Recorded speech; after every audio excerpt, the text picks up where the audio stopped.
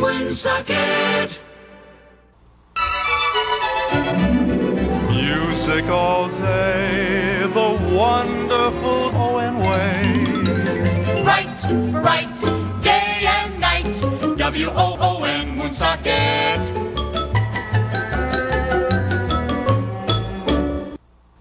You hear it all on Owen Radio. Feel the spirit. Owen Radio. NBC News Radio, I'm Michael Kastner. The man wanted for killing a pro-Trump activist in Portland last weekend is reportedly dead. The New York Times reports Michael Reinold was killed when a federal fugitive task force tried to arrest him in Lacey, Washington Thursday night. Earlier, Reinold told Vice News he pulled the trigger, killing Aaron Danielson last Saturday. I am confident that my friend and I'm sure I would have been killed because I wasn't going to stand there and let something happen. Danielson was part of a pro-Trump caravan that rolled through the Portland area amid ongoing protests against racial injustice. A majority of protests this summer over racism and police brutality didn't involve any violence. That's according to an analysis by the Armed Conflict Location and Event Data Project. It shows over 90% of nearly 7,800 protests between May 26th and August 22nd were peaceful, with about 220 becoming violent. Project defined violent as demonstrators fighting with police or others. President Trump is denying that he referred to dead U.S. soldiers in a derogatory fashion. The Atlantic reported that Trump told aides.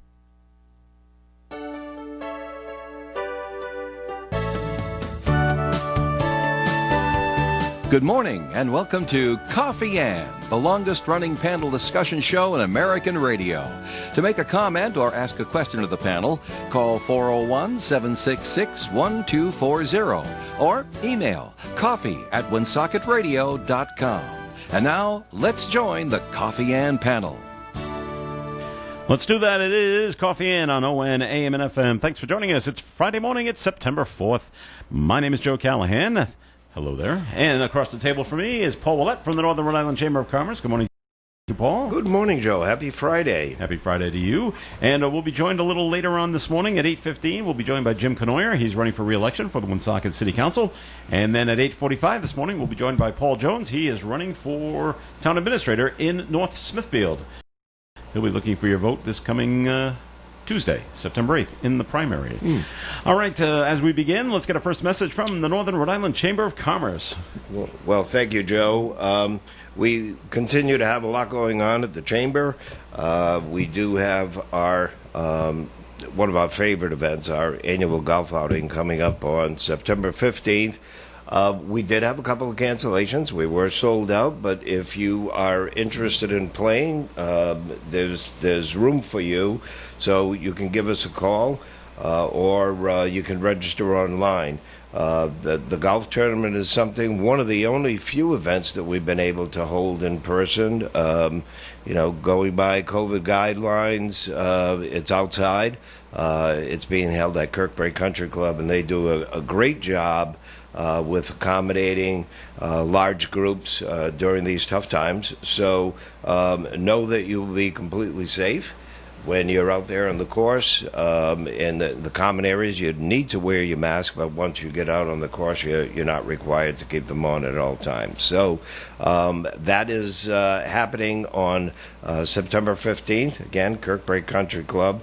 We also have the Speaker of the House is going to be doing a virtual presentation on September 22nd.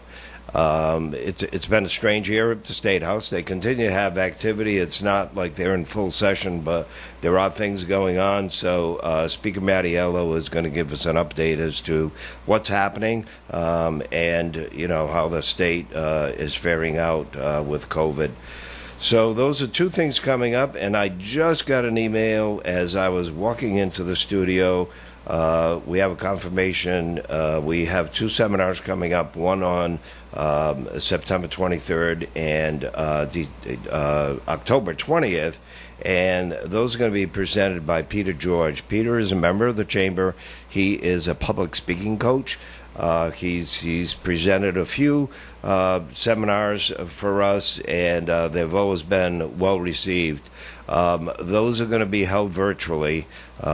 We do have a capacity of 12 in our conference room, adhering to COVID standards, but his presentations usually attract more than 12, so we will be doing that virtually. Lots going on. Again, if you're interested in any of these events, they're on our website, although the two public speaking seminars that I mentioned, I'll be putting those up today. But you can visit the website at nrichamber.com, or you can give us a call at 334-1000, and we'd be happy to take care of your registration. All right, Paul. Thank you. Well, I had to chuckle to myself last night, Paul, Okay. because last night's Boston Red Sox game was just a microcosm of the entire season. And if you didn't see it, Martin Perez, who's pitching okay, although his record doesn't show it, had a no-hitter going into the 7th inning, and then he gave up a hit. Oh, okay, well, those things happen, and the Sox lost the game in the 10th inning. It's just the way things are going this year, and it's just wow. That sums up the whole season right there. Yep. And it's let's forget about 2020. Yeah. And just we'll move on. And the poor Celtics last night, half a second left. Did you see the end? Yeah. So did I. And it's so funny. They if you don't follow the Celtics have a player on their team named Taco Fall. Yeah. He is 7'5". Mm-hmm. Now he doesn't play a lot because he needs a little more seasoning.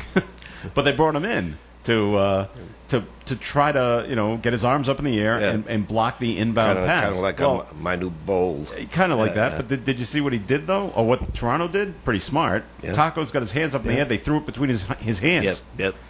And so they just threw it over his head, and he didn't get his arms in fast enough. I'm like, oh.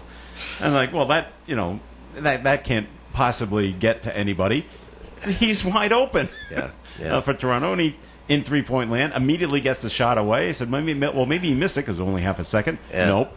Watch the replay. He did get the shot away in plenty of time. Swish. Yeah. Game over. Toronto wins. Well, I mean Wow. that was a brilliant offensive move because any coach is that's their job, to look for the weakness and to capitalize on it, which they did. But not a second, but a half a second. 0.5. I go, there's not enough time to get a shot off. Yeah, well. And there was. All right. They're still leading the series 2-1, so everything's right. Nothing to worry But about. I mean, when you have a situation like that, I'm not saying the momentum has shifted, but No, I wouldn't say that. It gives them a little boost. Oh yeah. I mean, they'll be happy going into the next game, which will be played tomorrow night. Yep. Saturday night, I believe, at 6 o'clock. We'll have it here on ON Radio. And All right, keeping with the sports theme, we know who the quarterback's going to be now for the Patriots. starting quarterback Yep. and captain. Yeah. So he must be doing okay during practice. Yes. It's Cam Newton, by the way, if you haven't heard. So, good for him. It's what we expected would happen when they signed him. He'll probably start. Hoyer has never been he's okay, but he's never been a real starting quarterback. And Stidham this is his second year, so he hasn't been the big flash that he was in college. So I'm fine going with Cam Newton. So let's see what he can do. And as long as he stays healthy, And as Everything should be usual, Coach Belichick went on and on at the press conference. Nope, just factual. oh yeah, that's him. So the Patriots start a week from Sunday. Yeah. How about that? Is it a week from Sunday? Yes, on the 13th, in an empty Foxborough Stadium. There'll be nobody there. That'll be interesting to watch. Yep, it'll be like a pickup football It game will on be. a sandlot. We have a note that was written in, and you can write one in as well, coffee@OneSocketRadio.com. It just says, again, the media makes things worse. Okay. All right. Freedom of the press has been stretched to a point where it is out of control and should be limited. Yeah, tough when you limit the freedom of the press. What are they referring to? Well, to continually show these incidents where police are abusing black people. And there was another incident in upstate New York, Rochester, New York. Yep. Okay. Is only fueling these protesters on to another level of violence. Don't they, meaning the press and TV coverage, realize how this is so harmful to the lingering after effects? Where are their principals? Well, that's their job, I guess. Yeah, It's newsworthy, and especially the 24-hour news cycle, they got to put something on. Yep. And if it's something new, if it's a new camera video showing, they're going to show it. Yep. And principals don't come into it at all. I mean, it's news, good or bad. Yeah. It's news, and they're not selective. Well, they can be, I guess, to a You point. can but- be. And some people say they are. And if they're going to show, the white cop shooting the black guy, that's okay. I've seen other stuff online. Well, this incident happened, I don't know where, but it was a white man shot a black officer, no coverage at all. Mm-hmm. So do they pick and choose? Probably. Yeah. Well, Especially, it's, our friends over at we, CNN. We are in an age where things are going to get reported. If it's not on the news, somebody's got a cell phone, and it'll get out there anyway. So everybo's a videographer. that's right. We're all news reporters. We're all, as Tom Ward used to say. Yep, and it's some of it is credible and some is not. But we have a powerful device in our hand. As I'm holding this. Yep. It does more than take phone calls. And in my daughter's case, she doesn't make phone calls with it. Really? Well, Well, the younger generation don't call. Just text. They just text. yeah. Why can't I text whoever I need to? Why do I need to speak to them? Yeah, yeah. Is Well, what it comes down you're to. right. The younger generation, they don't like talking on the phone. In Massachusetts, they have declared a winner in the 4th Congressional District for Joe Kennedy's seat on the Democratic side. Newton City Council member Jake Auchincloss was declared the winner of the 4th Congressional District Democratic primary. He beat Jesse Mermel by about 1.3 percentage points. Or about 2,500 votes. 2,500 votes. Yeah. And they had to have Franklin and Newton and another town. They had to keep counting. Counting. All right, count it again. Yep. I don't know why it was those 3 towns, but they just did. It's kind of ironic that Markey is considered to be the candidate for young people, where Joe Kennedy himself is young. So And that was odd. And Markey came out yesterday and said, they voted for me because I'm the voice of change. yeah. But It's you've been there how long have you you've been there for 40 years. Yeah, How yeah. are you the voice of change? Yeah. I guess he's going to have to explain that at some point. It's very difficult to unseat an incumbent. It is. it's- And there is a Republican challenger. Yeah.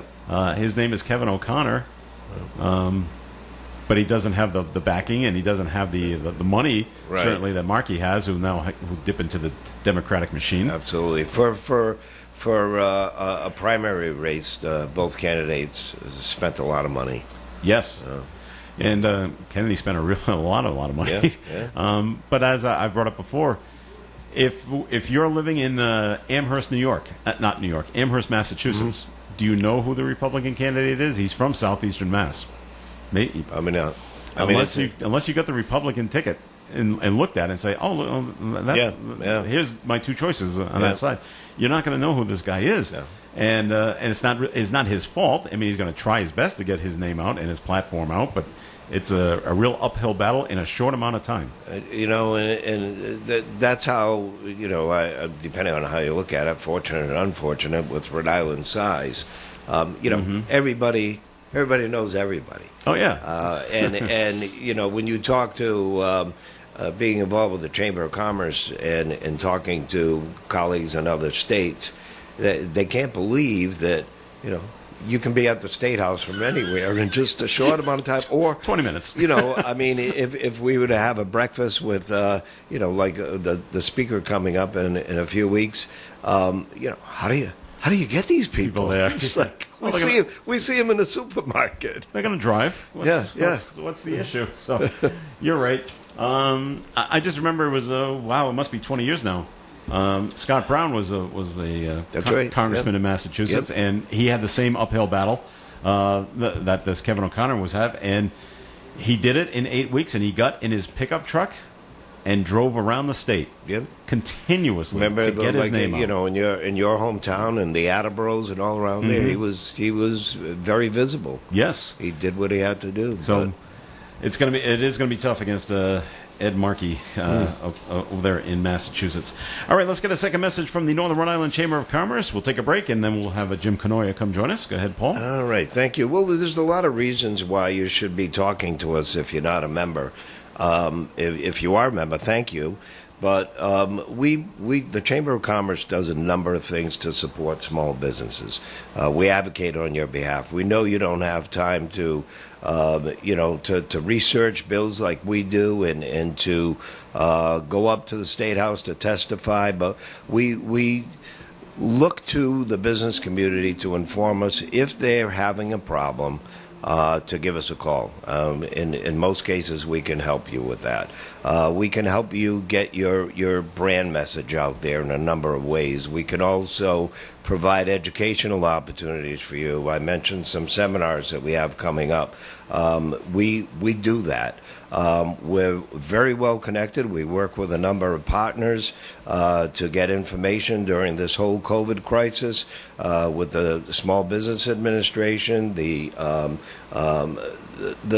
things that go on. Again, you don't have time to research it. So if you went on our website and you saw COVID resources, we have the latest information and numbers on the website. As a member, there are many benefits, in addition to the ones that I just mentioned. Every member will get a free subscription to Providence Business News, and both in hard copy and electronic copy, and that's due to the generosity of Cox Business, who sponsors that. You also get 2 listings in our membership directory.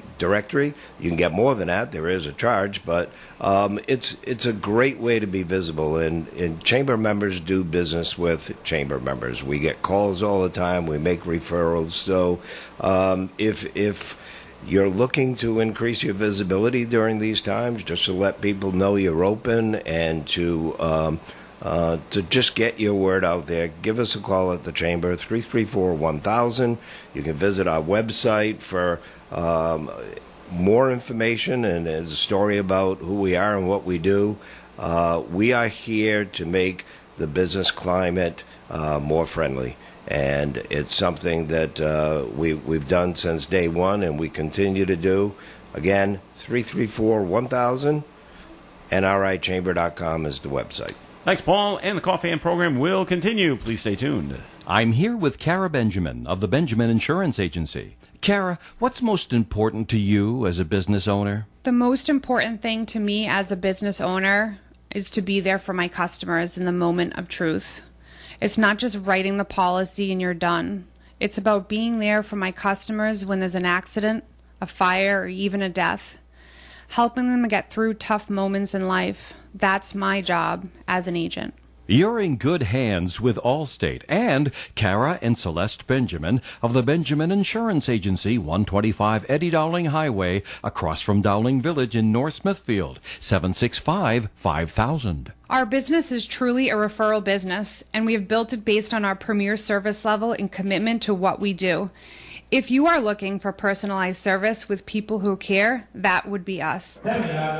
Who's ready for a good old-fashioned on-site country auction? Trudell's Auction Gallery is back. Come on down and join us this coming Monday as the auction begins at 10 a.m. Previews this weekend. Trudell's Auction Gallery has not stopped packing the gallery for over 2 months, and it all has to go. The auction is open to the public, so everybody can come. Bring your folding chairs and your coolers because this auction will be loaded. Trudell's Auction Gallery will be running this auction completely outside in the parking lot starting at 10 a.m. They do ask that you please have your masks and practice proper social distancing protocols. Trudell's Auction Gallery in the Bellingham Marketplace on South Main Street in Bellingham. The Coffee and Panel is enjoying coffee from Down East Coffee in Pawtucket. They're a 62-year-old family business that roasts all its coffee right here in Rhode Island. Founded originally as Excellent Coffee Company, they provide great coffee to food service establishments throughout New England. ON AM and FM. Coffee Ann here on ON Radio. Thanks for joining us this morning. This is Joe Callahan here with Paul Ouellette, and we're being joined by Jim Cournoyer. He is up for re-election for the Woonsocket City Council. Thanks for joining us, Jim. Happy to join you, and thank you for the invitation. I appreciate it. You're welcome. So we'll start off like we do with most of the candidates, especially this is your first. You were elected for the first time. Now this is your first time going up for re-election. Since you've been on the Woonsocket City Council, has anything surprised you once you became a council person? You say, "Oh, I didn't know it worked that way," kind of thing. No, and actually, this is my second re-election. Is it? I'm sorry. Yeah, no, it's okay. There's a lot of candidates, so it's actually my second. So no big surprises. It's Okay. As you probably know, I used to attend meetings on a regular basis and fairly opinionated. The difference is, and I've always said this, the difference is when you're on the sidelines, and I've been on the sidelines in the past, both in North Smithfield and in Woonsocket. It's easy to throw bombs, so to speak. You can say certain things and push certain things, and you could push harder knowing that you won't get as far as you want, but you try to, push. But when you're an elected official and you're sitting up there actually making the decisions and representing the people, you've got to take a little bit more of a moderate approach at times, because it's not just your view that you're pushing. You're trying to represent Everybody. a large constituency. So, that's the big, for me anyways, that's the big difference is in terms of being a, quote, private citizen with strong opinions versus being up on the dais as an elected official. You got to temper it a little bit. Okay. When you're out and about in the city, do people recognize you now? Yeah, people recognize Yeah. me. Some are happy to see me, and some are are not. less happy to see me, and that's perfectly fine. That's the way it should be. Okay. So. What are you most proud of that you've accomplished in the last couple of years? Well, I'm going to be honest with you. I'm not a big eye guy. Okay.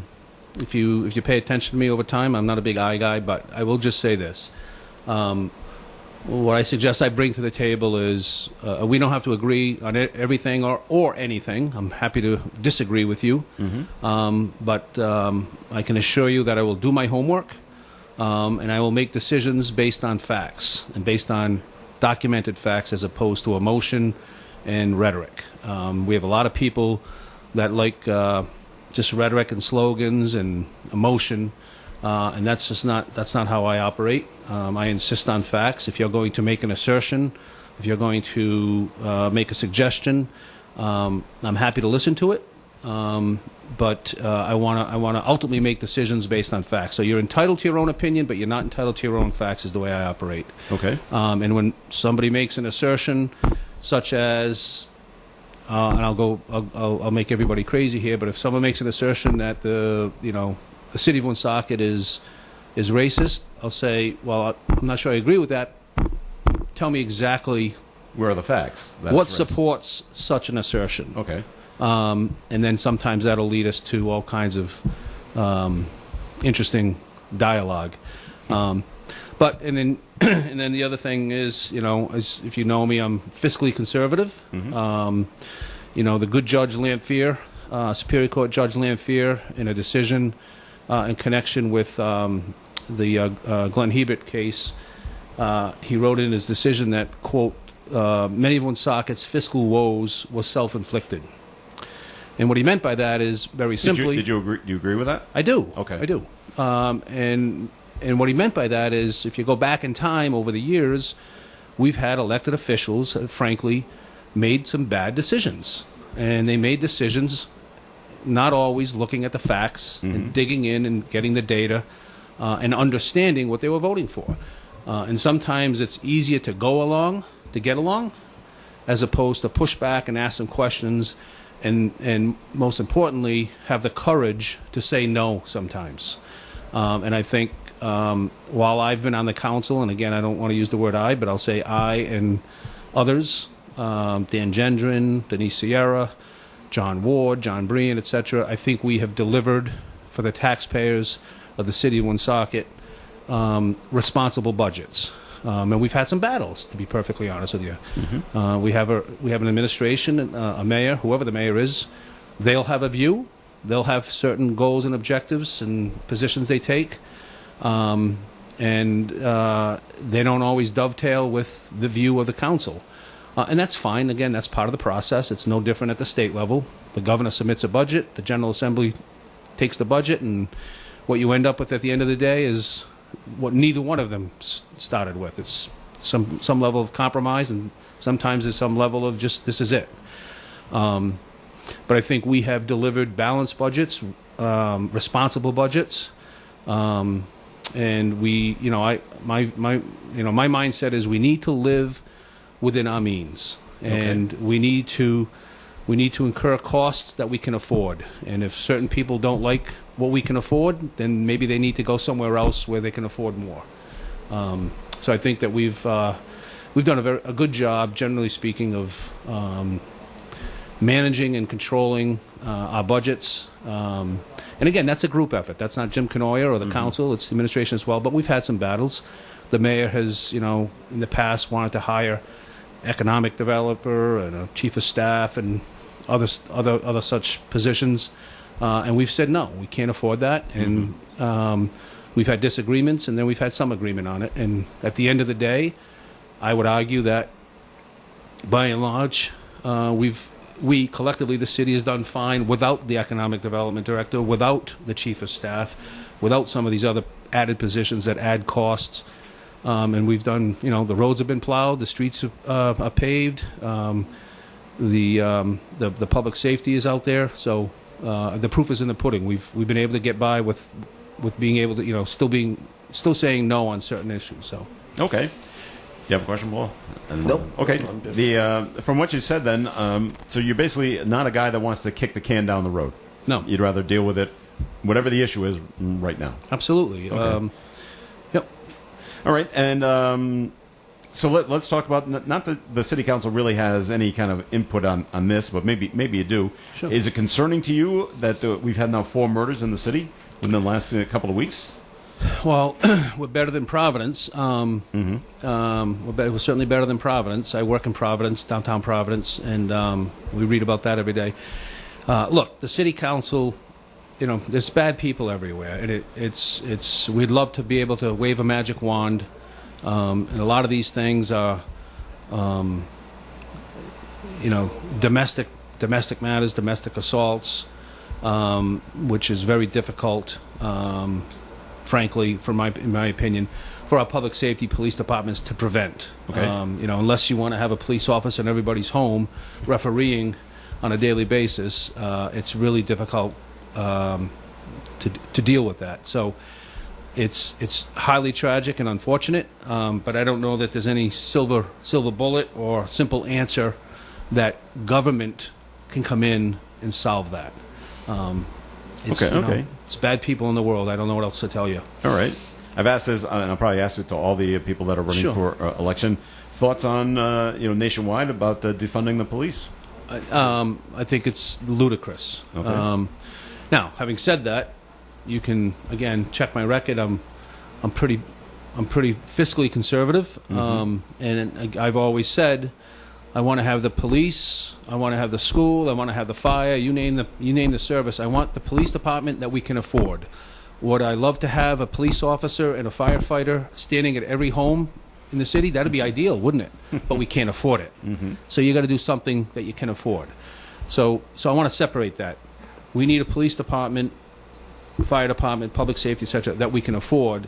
But I don't buy into the defund the police notion, which is, in my mind, rooted in a false narrative that we have bad.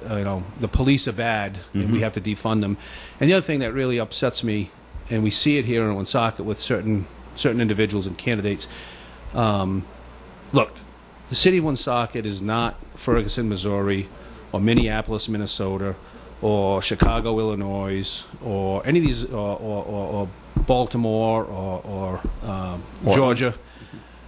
We're the city of Woonsocket. So let's not, if there's issues in these other locations that need to be addressed and dealt with, that's fine. They need to deal with it and address it. But let's not pretend that the city of Woonsocket has the problems that some of these other cities across the nation have. I think we have, by and large, a pretty darn good police force that we should be proud of. They're generally very professional. They're very well led. And if there are problems, and there will be. There is no entity in the world that does not have problems. Paul deals with the business community, and that's why it's called work. You get up and you go to work every day to solve problems, and if everything could just run smoothly and you never have any problems, everybody would just sit home and the world would run along just great. ON Radio, you come into work every day, there's always something that goes wrong, and once in a while you have an employee or a representative that doesn't do the right thing. Does that mean everything is bad? No. You deal with those situations when they arise, but you don't paint with a broad brush and say the entire organization is bad, we got to defund it and get rid of it. So, long way of saying absolutely not. I do not support the notion of defunding the police and all that goes with that. Okay. It's misguided. I bring people to Woonsocket. I don't live here in the city, but I spend a lot of time here. Certainly. And people are amazed. You know, we have Christopher's now, and we brought a couple over there, and they're going, oh my God, I can't believe I'm in Woonsocket. You know, so the nucleus is there with the stadium, the museum. What's your vision for Main Street? There's a lot of, empty storefronts. Yeah. What's your opinion on that? Well, listen, Main Street has been the city's white whale for quite some time. They've been doing studies that are stacked up, 3 feet high on the shelf with studies. So Main Street is going to live or die based on, frankly, primarily the private sector. The government and the city can help with some subsidies, but we're not a wealthy community, as you know. We have great bones, so to speak, but there's only so much the city officials can do. I can't force Paul Ouellette to come in and invest on Main Street. I can try to make the cost of doing business here as low as possible, and we've worked very hard. We've had some disagreements with the administration. The last time we lowered the commercial tax rate, as you probably know better than anybody. The city of Woonsocket has a commercial tax rate that is basically twice what our surrounding communities are, so it puts us at a huge disadvantage.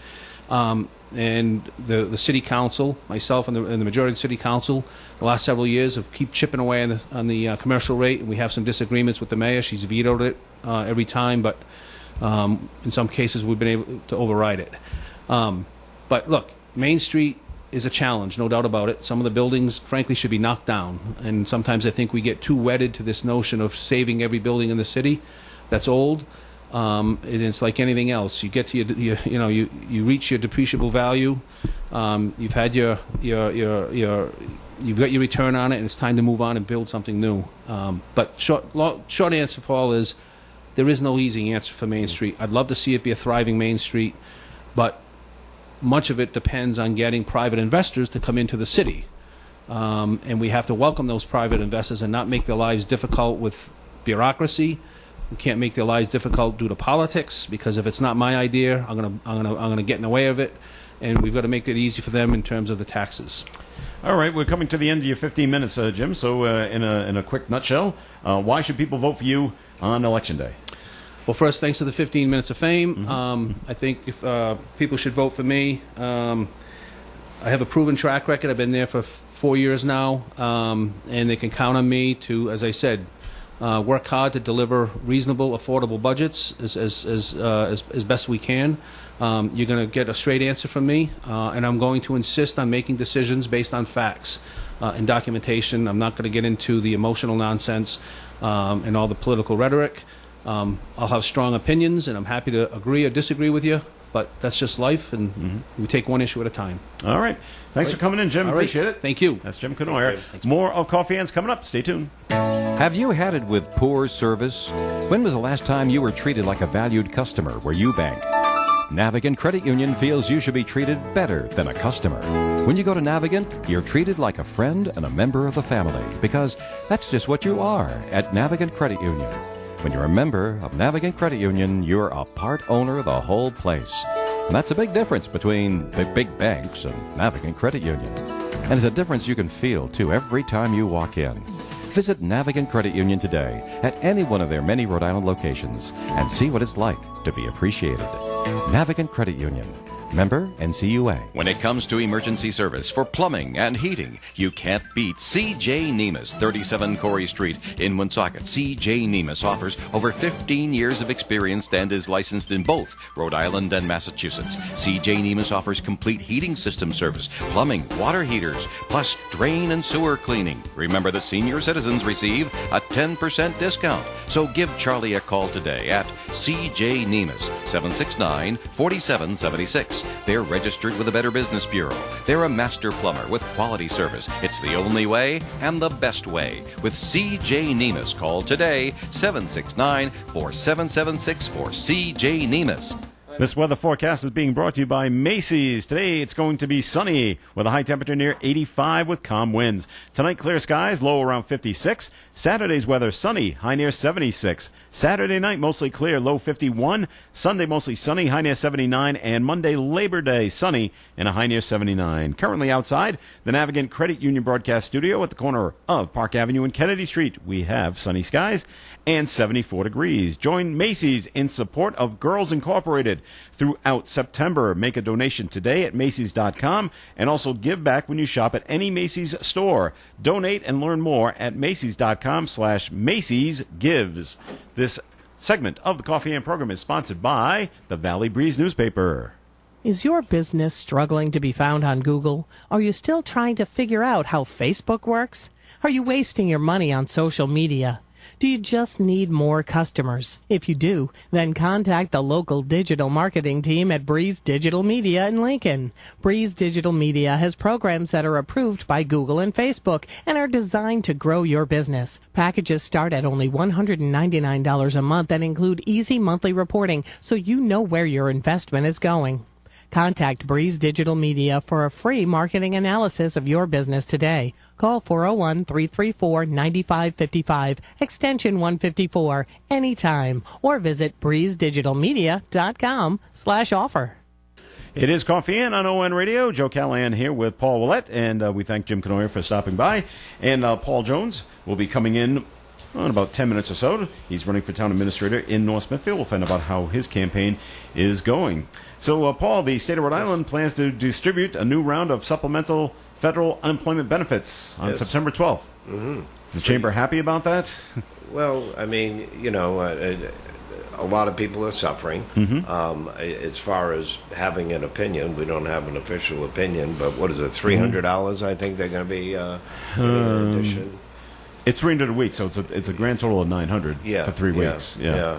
You know, some people, if they lost their jobs, they in most cases they've lost their health insurance too. So a lot of people are paying out of pocket through COBRA, and that's not cheap. No. So you know, to supplement that is fine. But I will say that I have heard from a lot of employers who are having difficulty getting people to come back to work because of the the extra money that they were making, and you know, it's something that I guess it's an individual decision, but you know, and employers are really having a difficult time right now, to the point where it's impacting their business. Like I called one of our chamber members to come out and give me an estimate on the job, and you know, I was told we'll come out, but no, we can't get to you for 2 months because we're down a crew. We can't get people to come back. Wow. And so, you know, it's a real situation. I've had a lot of conversations like that. So there's two ways to be looking at it, but you know, for the people who need the money, I'm sure they're happy. Mm-hmm. But some people, like anything else, I don't know if you saw the article this week about the amount of fraudulent claims that were made in Rhode Island. Sure. And there's always going to be somebody who takes advantage of a situation. So. We have the story today. The U.S. Attorney's Office in Rhode Island says a Massachusetts man allegedly faked his own death after being charged in a federal coronavirus stimulus fraud investigation. Yeah, that was the they had a couple of restaurants, I guess it was, that they were. If that's the same one, this is a a restaurant David down in East Greenwich. In Warwick. It doesn't say which ones are specific. Just conspiring to file bank loan applications fraudulently seeking over $500,000 in forgivable small business loans. Yeah. So, He's from Andover, Massachusetts. Yes. Yeah. So unfortunately there's a lot of that when I stuff think like when this happens. there was so much floating around at the beginning, and there was a lot of confusion, even for businesses applying for the PPP loans and everything. There was so much happening so fast. Again, you get these opportunists who say, "Hey, you know what? I think we can kind of sneak in here, and nobody's going to see us." Yeah, we'll fly under the radar. Yeah. We'll just fill out the right paperwork and no one will notice. There you go. And that's what happened. Yeah, okay. So, on a different note, Paul, there was a Black Lives Matter rally in Pawtucket yesterday, and they're saying, the Black Lives Matter of Rhode Island, they're claiming that McCoy Stadium officials have been actively against efforts for a Unity Fest to be hosted there. Now, when you say McCoy Stadium officials, are we talking about the Paw Sox? Because the Paw Sox just rent that. They rent that, So yeah. are the McCoy Stadium officials the city of Pawtucket? Who are we talking about here? I don't know. I mean, Yeah. I haven't seen the article in the Breeze or Okay. where did that come from? Or? Well, from our news source. Yeah, I don't know. I'm not familiar with the story, but Okay. You're right. I mean, the Paw Sox rented from the city. The city or the state? I forget which way this triangle goes. Yeah, it is the state. Yeah, Okay. combination. So I don't know if it's them or not. I haven't heard that they of a Unity Fest that they want to have, or when they want to have it, or what it all entails. But I guess they need to take it up really with the city of Pawtucket. Yeah. It's they own it. So. Well, I would think, permitting wise, you have to get a permit from the City of Pawtucket, right? City, yeah. Okay, so that would be up to them. All right. Let's see what else is going on. The Boston Athletic Association is postponing their 2021 marathon registrations. Makes you wonder, Yeah, do they I mean, think the Boston Marathon, which was canceled this year, Yeah. in 2021, is it going to be canceled again? Who knows? I mean, that is spring, so Yeah. All the talk about a potential vaccine being available in November for a selected group. I mean, Yeah. citizens wise, it's probably not going to happen for months until after the first of the year anyway. Yeah. But I mean, nobody knows where we're going to be at that Right. point. I mean, if some of the health officials are saying that after this weekend we could get a little spike, and then in a couple of weeks we'll know that. But come winter, who knows what's going to be happening? Well, the virus survived last winter, so the cold Yeah. doesn't do much to Yeah. it. So, Yeah. and the heat doesn't do much to it. Right. So it may be a little premature to be looking that far ahead, but Or I prudent. think I think To they're- look that far yeah, ahead. because there is a lot that goes on to pulling that off. So And I didn't realize. Now the marathon is normally run in April. in April, Okay. yeah. If this was a normal situation, registration starts in September Yeah, for that yeah, April yeah, race. Yeah, and then I'm like, qualifying, wow. just there's a lot of work to orchestrating that. So if they're not having registration now, the race in April, once again, probably won't happen. Yeah. Which is sad to see. Yeah, it is. I mean, for athletes in general, and the population at large, but Yeah. for athletes, I feel so bad for high school athletes who are looking to, Oh, yeah. to get scholarships to go on to college, and then, at the collegiate level, for a lot of people, this is a chance to showcase themselves to go on to professional sports, Mm-hmm. and it's some are still going to do that, but Yeah. it's a robbing of an opportunity for a lot of young people, and it's sad. Mm-hmm. It's sad. I saw that just happen. The Cape Cod Baseball League didn't Yeah. happen this year, and a lot of scouts go down there to see Exactly. who's playing, and now they had to disperse out. Some collegiate leagues did play, but did the athletes get seen by everybody that should have seen them? I don't know. Some did, but others don't. So, hello, Dave Richards. I'm here because I expected that you would be wanting me to discuss what's in the Valley Breeze for their second message. Am I correct? Yeah, let's do that now. What's up, as the Valley Breeze is our sponsor of this segment? Alrighty, well, I have in my hand, and I can't show you on camera this time because I don't have the camera re-aimed for the different share I'm in, but the Valley Breeze for North Smithfield, Blackstone, and Woonsocket, with Lauren Clem with quite a number of stories here. Long road to recovery with crash survivors learning to walk again. 3 challenge for North Smithfield Town Administrator on Tuesday. We'll be meeting one of them in just a few moments on this show. And we met one of them Wednesday. Earlier. Yeah, Wednesday, was it? Mm-hmm. When is the third coming in?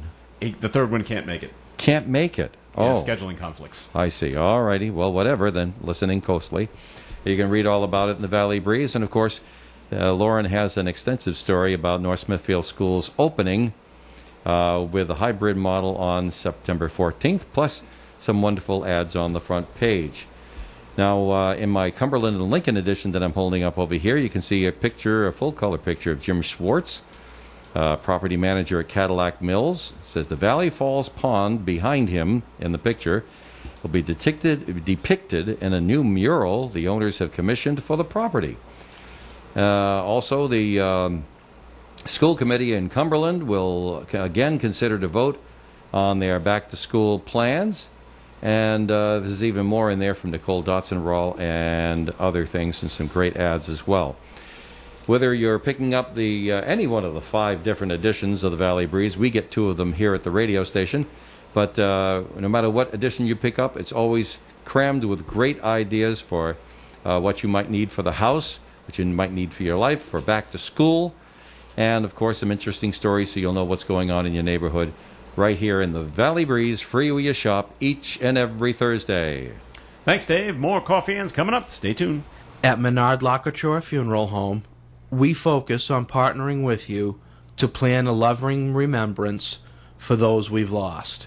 At any venue of your choice, whether a church or our home, whatever your preference, whether for burial or cremation, planning a loving remembrance with a personal touch is our mission. Special music, a dove or balloon release, even a motorcycle escort. Anything that you deem appropriate can be a part of your loving tribute. Menard Lockachore Funeral Homes, Woonsocket and Manville. Here's a message from Koch Eye Associates. Some common symptoms of cataracts include blurry vision, glare and sensitivity to light, poor night vision, and fading or yellowing of colors. A simple eye examination at Koch Eye Associates can determine the presence or extent of the cataract and whether it needs to be addressed. It's a good idea to detect cataracts early and to monitor them. For more information or to schedule an appointment, please call Koch Eye Associates. Main number 738-4800, Woonsocket office 769-2511. Other offices in Johnston, North Kingstown, and Providence. It is Coffee In on ON, AM, and FM. Thanks for joining us this morning. This is Joe Callahan here with Paulette, and we're being joined by Paul Jones from North Smithfield. He is running for town administrator, and he would like your vote this coming Tuesday so he can get your vote again in November, correct? That's right. All right. You're one of 3 members, 3 people that are running for town administrator in North Smithfield. Is this your first jump into politics? No, I've been a member of the school committee in North Smithfield since 2016. Okay. Yeah. And so what was your big... what's the word I'm looking for? What made the decision for you to try to become town administrator? Well, honestly, the biggest one was that my wife is a 3rd-generation North Smithfielder.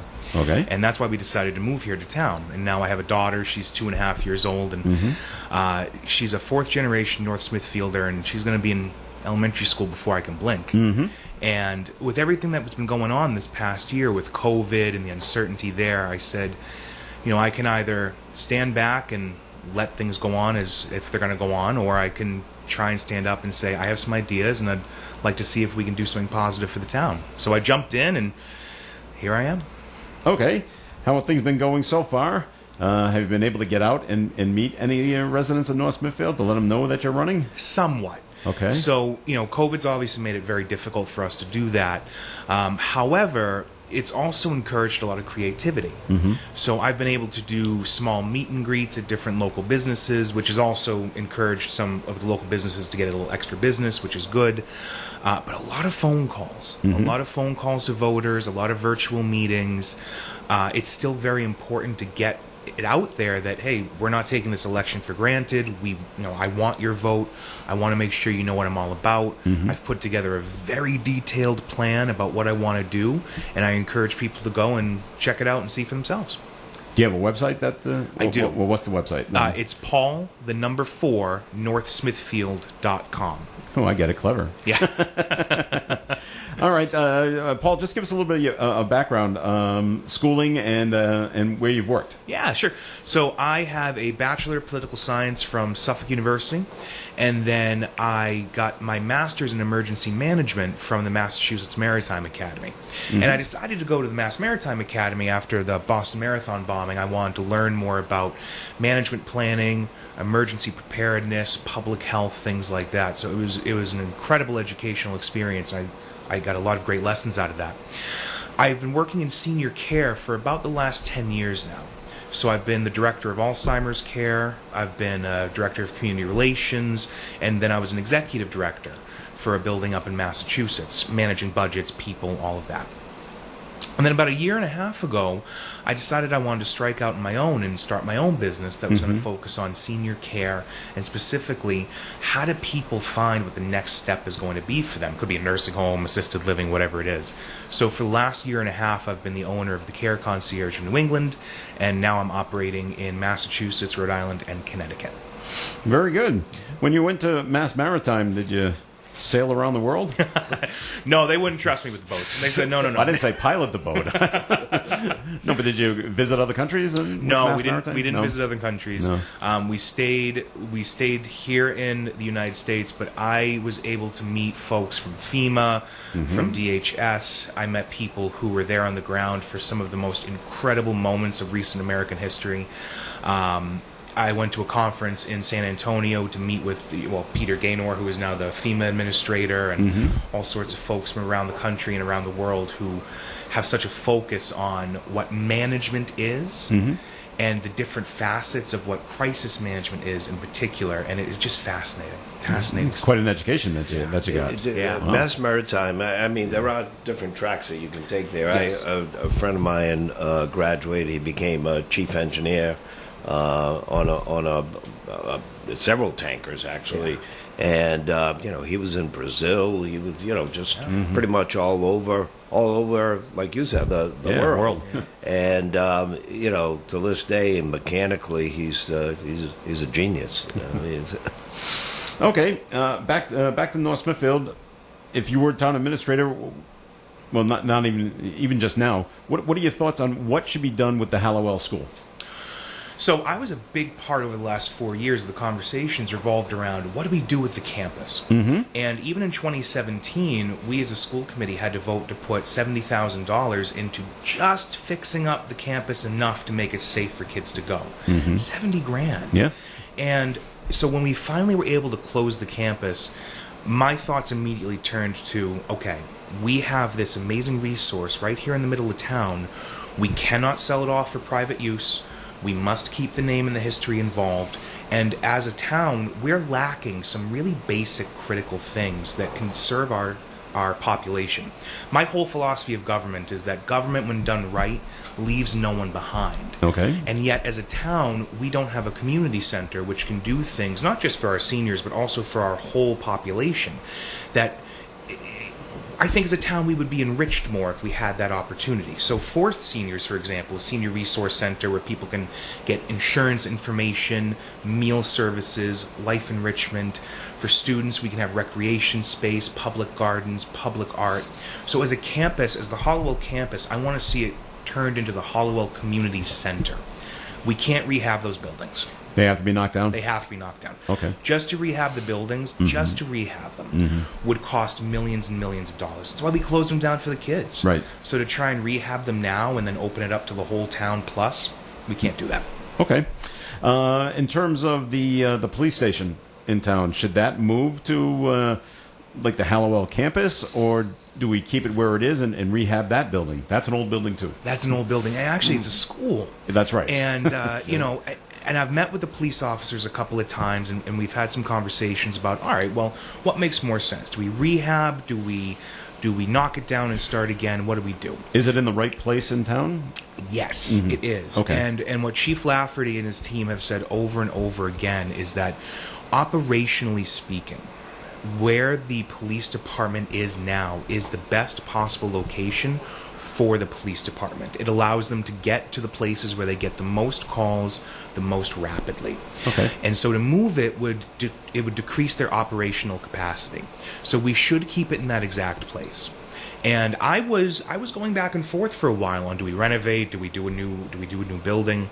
But then the chief brought up a really good point during a recent town council meeting, which was, hey guys, if we renovate, there's going to be a lot of hidden costs that you didn't consider, or anybody didn't consider when they were putting together the bond. Okay. Because the police station doesn't close down. So Right. to move things around, like the evidence, or where would you keep the prisoners, or anything like that, it's not like we can just set up a trailer and say, okay, we're done. Right. You know? So it's a complicated issue. I want to see a new police station in North Smithfield by 2025. It's going to take a larger conversation than some of the short and quick and sometimes really emotional conversations that as a town we've had over the past couple of months. We got to be really careful how we do it. And then we can have a 50, 60, 70-year building. I mean, there's a limited footprint there, right? I mean, it's. I live in Smithfield, and we passed a bond. I think it was $5 million, and they did a great job with the existing space. But they had a lot of room to come out towards the street or whatever. But you're pretty bound in that. Well, according to the current administrator and the chief, there's more room back there behind the Bushy School than we were originally counting on. So there's more to explore back there and what we can push back and what the footprint of the building could be. Is it going to be like a traditional building shape, like a square or rectangle? Is it going to be more L-shaped? How are we going to set this building up? But that's another huge part of the conversation is what's the footprint going to look like so it doesn't create this situation where we're spending way too much money on a building which is uniquely shaped when we just need something that's going to be operational and effective. Would you like to see a safety complex in that space where you bring in EMS and fire, or just keep it specifically for the police? You know, I think keeping it specifically for the police is the best right now. You know, not right now, period. You know, we have two different fire stations in town. One is on St. Paul Street, one's on the Primrose Station. And I think having those two stations there operationally gives the fire department a better way to not just hit the different parts of town, but also be part of the mutual aid agreements for surrounding towns. Okay. You might have heard that I asked Jim Conoyer here, I asked all the candidates, thoughts on defunding the police? No. Okay. 100% no. Defunding the police is not something I support. I think that... Well, I'll put it this way. Okay.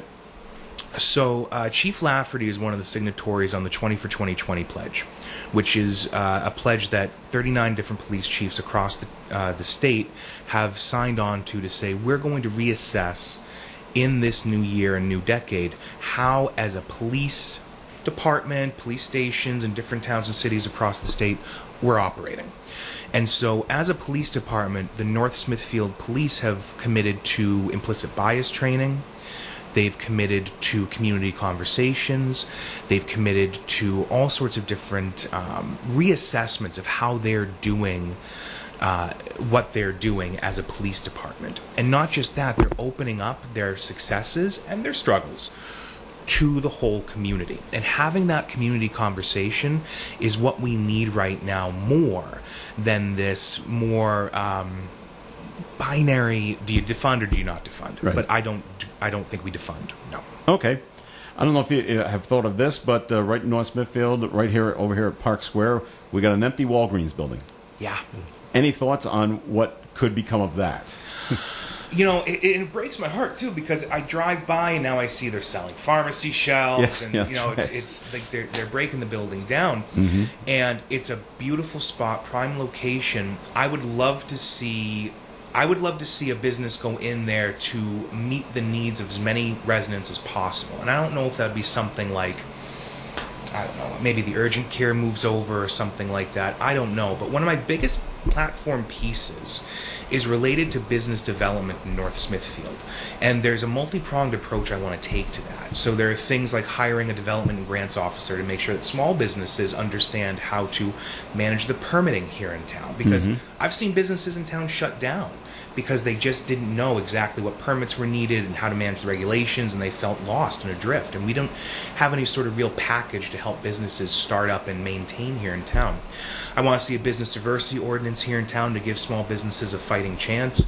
And I also want to make sure we're leveraging partnerships with places like the Chamber of Commerce to make sure that businesses here in North Smithfield understand that we're at the crossroads of two states. We're a great community to start a business in, and not just to start a business in, but to maintain and grow. You look at places like Red, White, and Brew, that new coffee shop that opened up on Great Road. It's doing an amazing job, and it had great community support, but it also had great support from surrounding businesses, and I want to see that built up more. That's a great story, that Yes. business. Yes. And so that shouldn't be the exception in North Smithfield. That should be the rule. And so I want to see something similar to that open up in the Walgreens site. Okay. Are you happy with everything that's going on with the development over at Dowling Village? Well, you know, Dowling Village, I think as I'm looking at the Dowling Village development, I'm seeing, I'm focusing right now on whether or not we can put solar canopies in there, because solar is a huge component of what's going on in North Smithfield conversations right now. You know, I don't believe in clear cutting to get solar farms in, but I think that a Dowling Village parking lot area would be a great location for something like a solar canopy, where we could still get those benefits and that energy without sacrificing our greenland. In terms of what else might be able to go in there, I don't know, but I'm excited to be part of that conversation. All right, we're coming to the end of the program, so we wanted to give you a few seconds to go ahead and explain in your own words why people should vote for you this coming Tuesday. Yeah, well, I want North Smithfield to feel comfortable electing a servant leader, and that's me. I believe the government, when done right, leaves no one behind. And I have an actual plan laid out for anybody